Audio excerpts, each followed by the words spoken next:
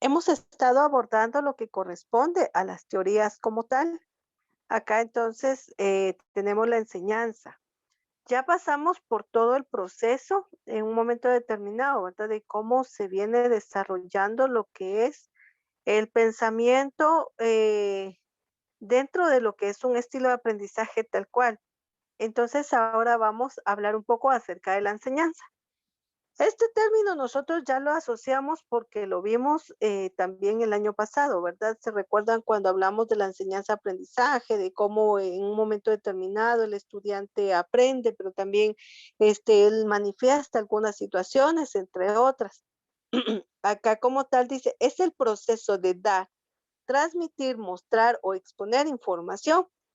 Regularmente les decía en periodos anteriores que es lo que yo en un momento determinado realizo con ustedes.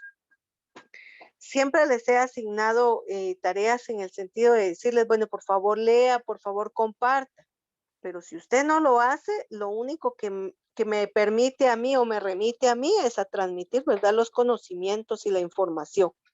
Pero ya hablamos también de las teorías y dijimos en un momento determinado que es necesario que el estudiante construya su propio aprendizaje. Acá entonces tenemos, la disciplina de la didáctica ha ido conformando teorías de la enseñanza, que a su vez ha proporcionado modelos que han concretado en métodos para hacerlos operativos en cuanto a la generación, por decirlo así, de estrategias y técnicas.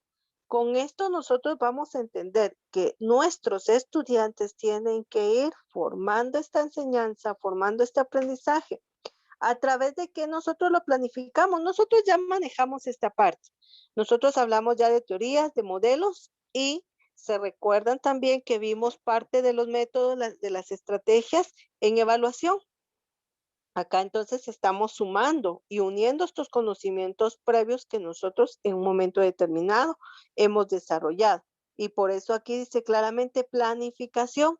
De la planificación que nosotros aprendimos a desarrollar, aprendimos a poder construir, es como nosotros construimos ese contenido a través del uso de teorías, modelos, métodos y técnicas para poder llegar a desarrollar. Dice entonces, así cuando planificamos y diseñamos el currículum, hemos de trabajar con los alumnos. Tenemos que tener en cuenta los principios de individualización, actividad, socialización, globalización, juego, ambiente y potencia, teorías, modelos y métodos, entre otros. Ahora bien, nos vamos a centrar en cada uno de esos aspectos que ya hemos abordado también.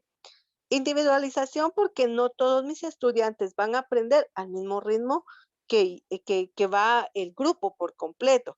Posiblemente el grupo se compacte y realmente pueda llegar a desarrollar al mismo nivel. Puede ser que uno o dos tengan un adelanto, puede ser que uno o dos tengan un retraso.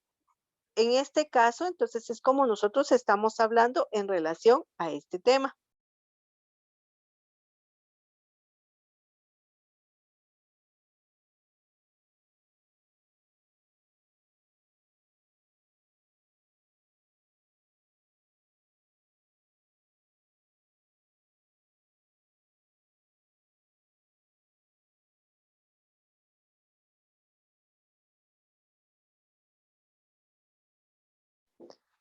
Entonces acá tenemos, dentro de la individualización, nosotros planificamos las actividades destinadas a un grupo, sí, pero pensando en cada uno de nuestros estudiantes.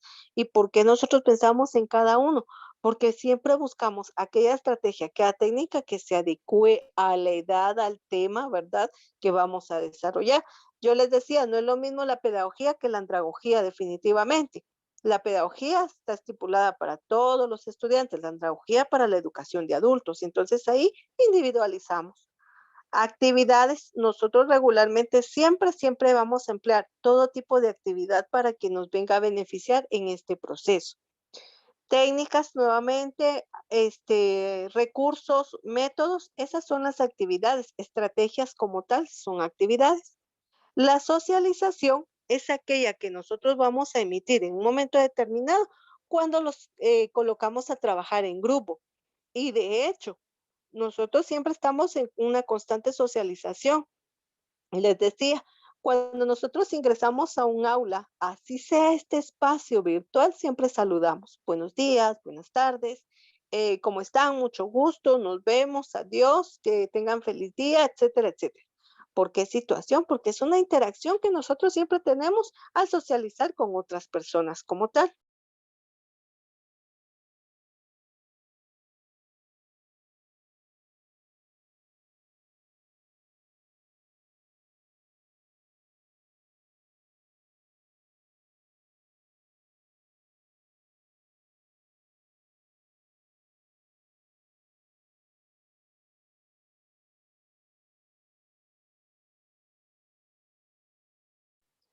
Luego tenemos la globalización. Y la globalización es todo aquello que nosotros, pues definitivamente integramos a través de las teorías y los métodos. Podríamos determinar también de forma global un CNB, porque nosotros tenemos una guía estandarizada para toda Guatemala. Se está globalizado. No es que usted, ay, a usted se le ocurrió algo, ¿verdad? Y usted lo va a hacer. Definitivamente no. Pues aparte de las teorías globalizadas universales que nosotros empleamos, ¿verdad? Porque siempre lo hemos dicho, 2 más 2 son 4, aquí en China, en Japón, en Alemania, en Rusia, en los Estados Unidos siempre va a ser el mismo resultado, entonces es una teoría establecida a nivel global. El juego, nosotros siempre vamos a hablar sobre esta situación y es lo que hemos estado proporcionando y promoviendo en este caso. Ustedes han desarrollado muchas técnicas que en su momento lo que buscamos es que el conocimiento ya no sea tan tradicional, tan memorístico, tan pesado, tan aburrido, tan repetitivo, ¿verdad? Sino en base a juegos específicamente. Y luego tenemos el ambiente y el potencial. ¿Qué pasa con esta situación? Nosotros siempre hemos hablado de la contextualización, es decir, situar a nuestros estudiantes al contenido y a las actividades que vamos a desarrollar en base a esto como tal. Las teorías, los modelos, los métodos y las técnicas, pues definitivamente esas también son estandarizadas y las podemos encontrar, adecuarlas según la edad, según el tema, según el contenido, según la necesidad que nosotros tengamos para poder desarrollar el proceso de enseñanza. Ahí vamos entonces a involucrar todos aquellos elementos que nosotros ya tenemos memorizados. Tenemos entonces, dijimos, competencia, indicador de logro, contenido procedimental, contenido declarativo, contenido actitudinal, actividades, recursos, evaluación. Y ya nosotros sabemos, ¿verdad? Entonces, todo ese proceso que nos va a llevar a obtener o, bueno, no a obtener, sino a integrar estos elementos como tal, que es lo que nosotros regularmente vamos a tener en una clase normalmente. Y eso va a ser de diario. Les decía la vez anterior, no es que se me ocurra, ay, ahora qué trabajo con los niños, ¿verdad? Porque como no preparé nada y no tengo ganas de trabajar, ah, saben que dibujen todo el día, ¿verdad? O saben que vamos a ir a hacer ejercicio, vamos a tener física y entonces me paso 3 horas jugando con ellos, ¿verdad? No, todo es un proceso que se planifica para la enseñanza. Es algo intencional que nosotros vamos a establecer. Dentro de las teorías de la enseñanza vamos a encontrar a la teoría racional tecnológica, a la teoría interpretativa, y ya vamos a hacer una asociación de las mismas. Esta es la teoría crítica. Dentro de estas tres, nosotros vamos a encontrar muchos elementos de los cuales nosotros ya manejamos y hemos abordado en otros temas. Tenemos teoría racional tecnológica. El alumno es un sujeto pasivo que recibe información.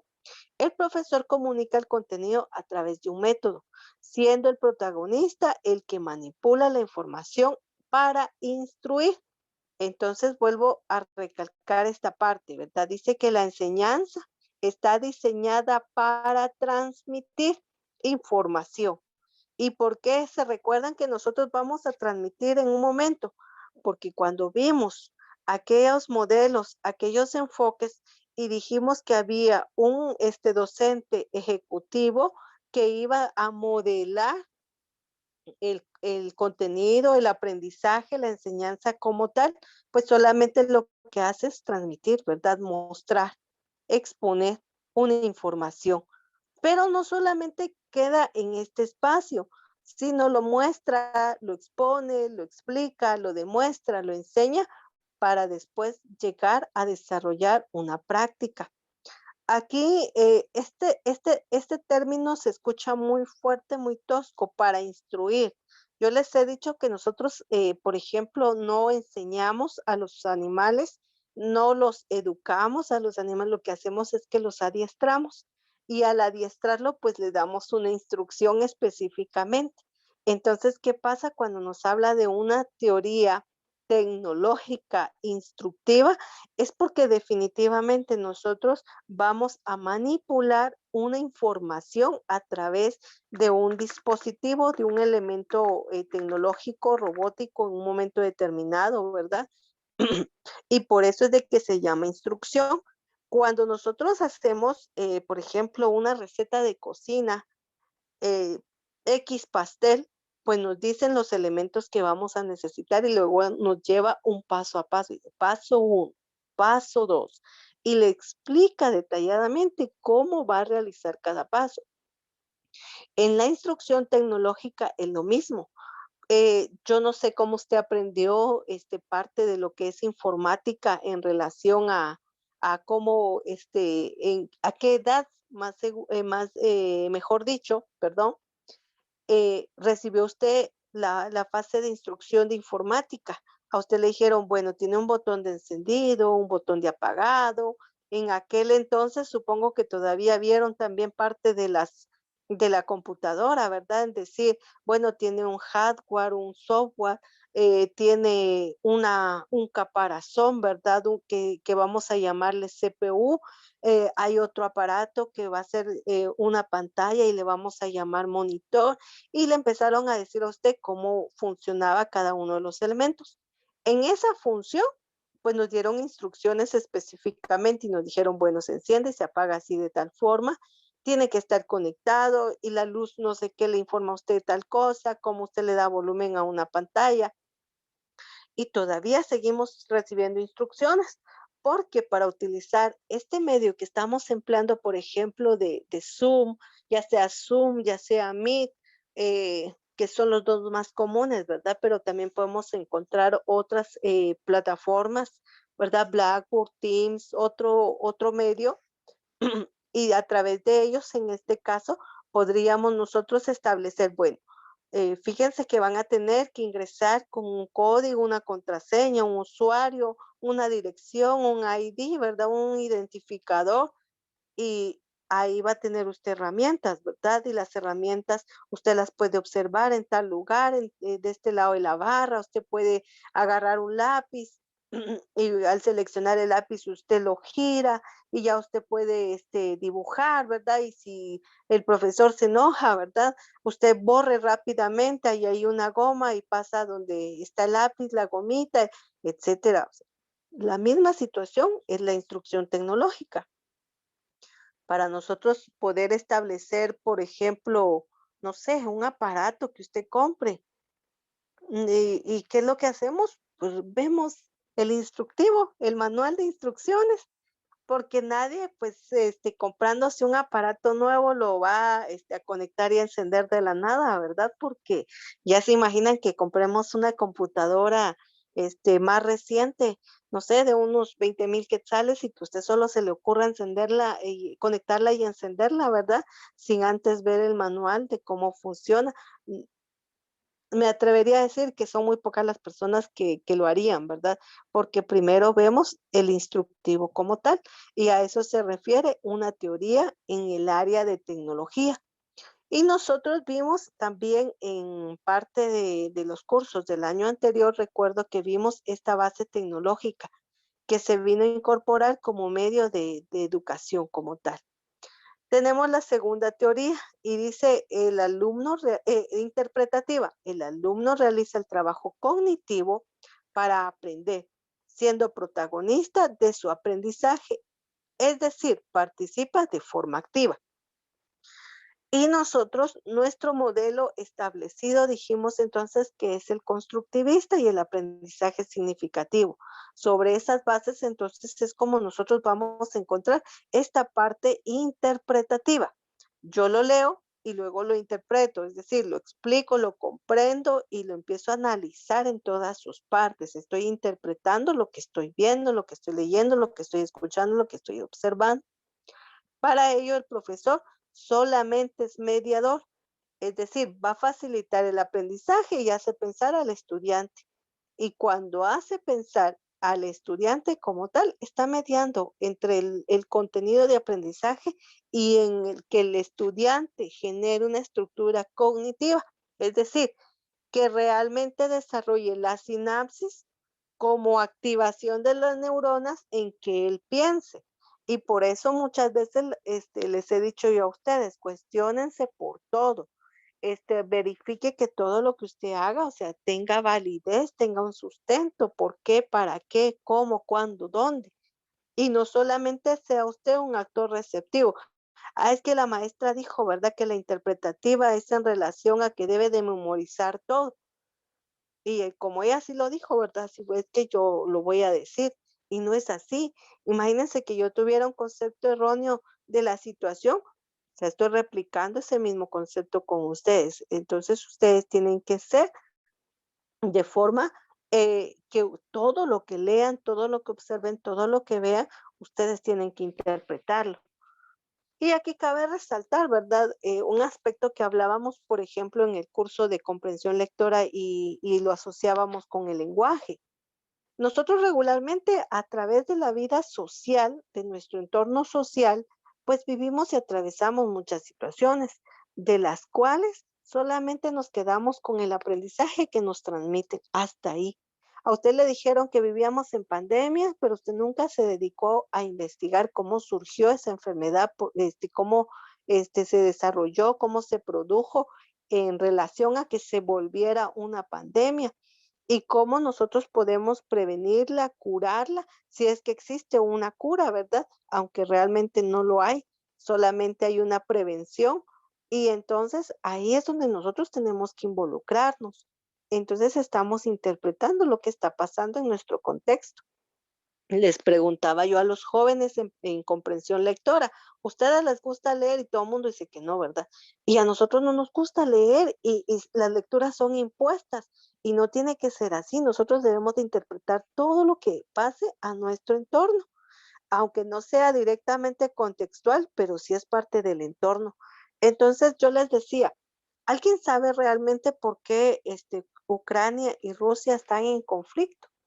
Y todo el mundo respondía, son muchas teorías, son muchas situaciones. Sí, pero dígame cuáles son esas situaciones. Explíqueme cuáles son esas teorías, ¿verdad? Y todo el mundo se queda callado. Entonces, es que dice, ¿verdad? Pero ¿quién lo dice?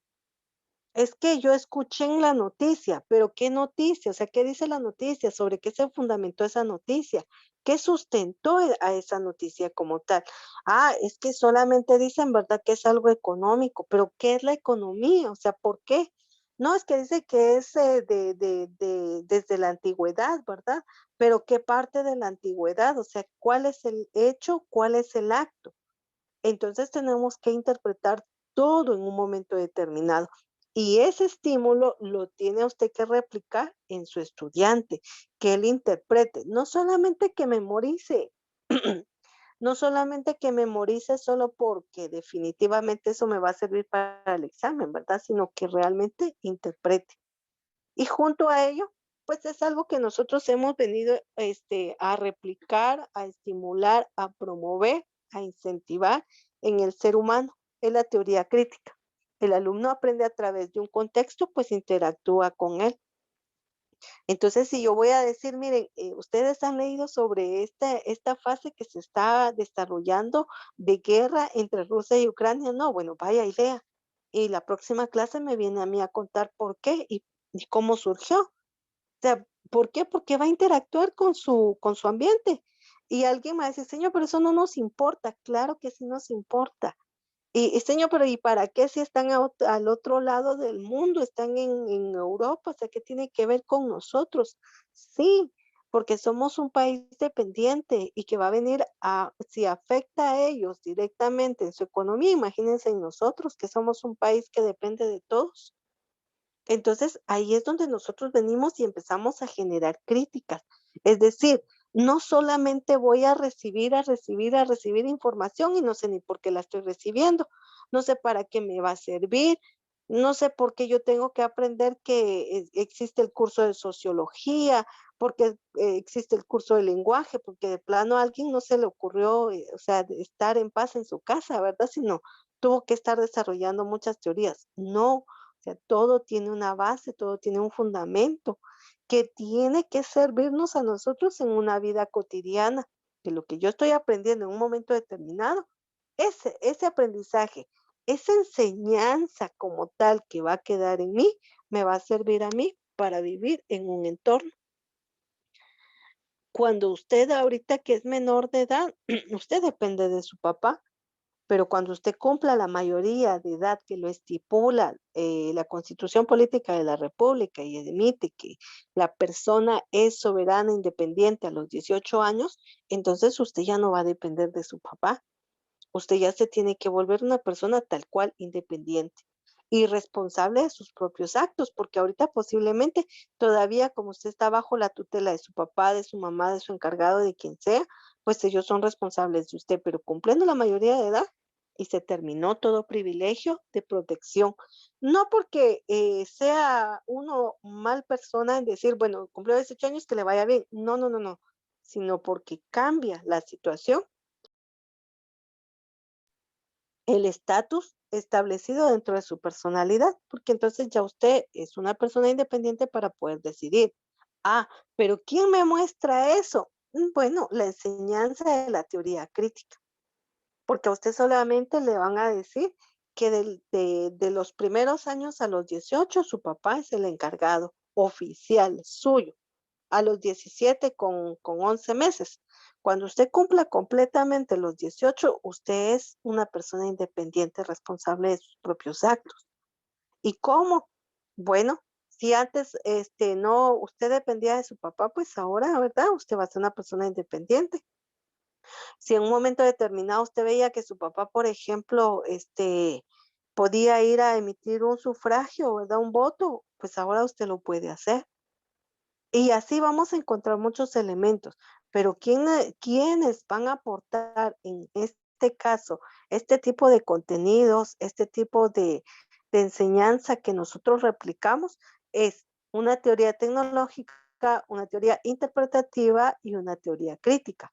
Y no solamente son las únicas teorías, vamos a encontrar infinidades de teorías, pero las más representativas y las que en un momento determinado resumen lo que nosotros somos dentro de un contexto social, entonces vuelvo a repetir, la tecnológica ahora está en una primera posición, porque gracias a la tecnología es que nosotros seguimos recibiendo clases.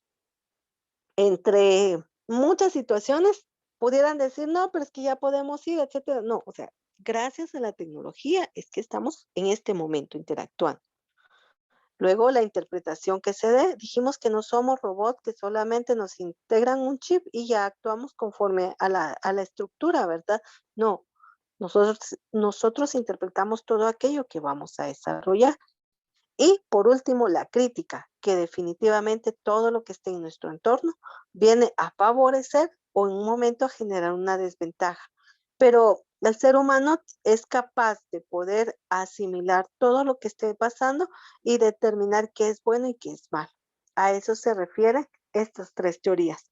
¿Alguna duda con respecto a las teorías? Alejandro, Jocelyn, Marina, Rosemary. No, señor, todo bien. No, señor. Muy bien, gracias.